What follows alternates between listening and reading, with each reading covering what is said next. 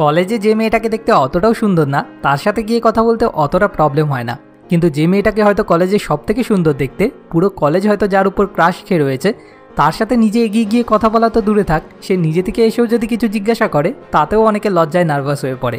তো এরকম কেন হয়? এর উত্তর হলো, যে সিচুয়েশনটাতে আমরা আমাদের নিজেদেরকে অনুপযুক্ত বা অযোগ্য বলে মনে করি, সেই সব সিচুয়েশনগুলোতে গিয়ে পড়লেই আমরা বেশি লজ্জা পাই বা আনকমফোর্টেবল ফিল করি। আর যদি আপনি আপনার এই লজ্জা পাওয়ার রোগটাকে না সারান, তাহলে এর জন্য জীবনে শুধু পছন্দের মেয়েই না, পছন্দের চাকরিও আপনার হাতছাড়া হয়ে যেতে পারে। আমরা প্রতিনিয়ত নিজেকে এবং সামনের জনকে জাজ করতে থাকি আর মনে মনে একটা কম্প্যারিজন করতে থাকি, আর তারপর হয় তাকে আমাদের থেকে উপরে বসিয়ে দিই অথবা নিচে নামিয়ে দিই। যাদেরকে নিচে বসাই তাদের সাথে কথা বলতে কোনো প্রবলেম হয় না, কিন্তু যাদেরকে উপরে বসিয়ে দিই তাদের সাথে কথা বলতে গেলেই আরও বেশি লজ্জা, ভয় এই সমস্ত অনুভব করি। তো পরিষ্কারভাবে দুটো সমাধান হতে পারে।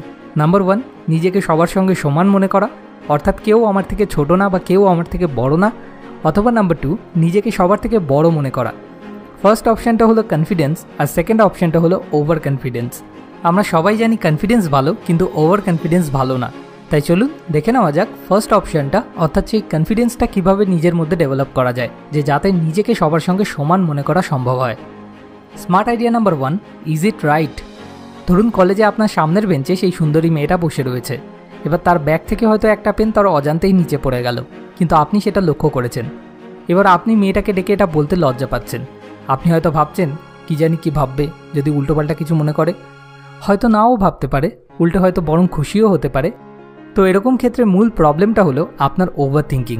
আর আপনার এই ওভার থিঙ্কিংটাকে ওভারকাম করতে আপনাকে নিজেকে যে কোয়েশ্চেনটা করতে হবে সেটা হলো, ইজ ইট রাইট? অর্থাৎ এটা কি আমার বলা উচিত এবং এটা কি ঠিক? যদি উত্তর আসে যে হ্যাঁ, এটা আমার বলা উচিত এবং এটা ঠিক, তাহলে সামনের জন কি ভাবলো না ভাবলো তা দিয়ে আপনার কিছু যায় আসার কথা না, কারণ আপনি ভালোভাবেই তাকে বলছেন। এবার সে যদি সেটাকে খারাপভাবে নেয় বা সেটা নিয়ে খিল্লি করে, তাহলে সেটা তার প্রবলেম। আপনার যেটা বলা ঠিক এবং উচিত বলে মনে হয়েছে আপনি সেটাই বলেছেন, এতে লজ্জা বা ভয়ের কি আছে? হ্যাঁ, কোনো অন্যায় বা দোষ করলে না হয় সেটা একটা আলাদা ব্যাপার, কিন্তু কোনো দরকার বা ভালো কাজের ক্ষেত্রে লজ্জা পাওয়ার কোনো জায়গাই নেই। অনেকে আছে যেমন কোনো দোকানে গিয়ে দোকানদারের কাছে কোনো একটা জিনিস চাইতেও লজ্জা পায়। আরে, আমার জিনিসটা দরকার, আমি টাকা দিয়ে জিনিসটা কিনবো, তার দোকানে জিনিসটা থাকা উচিত, আর সে বেচার জন্যই দোকানটা দিয়ে বসেছে, তাই এতে লজ্জার কি আছে?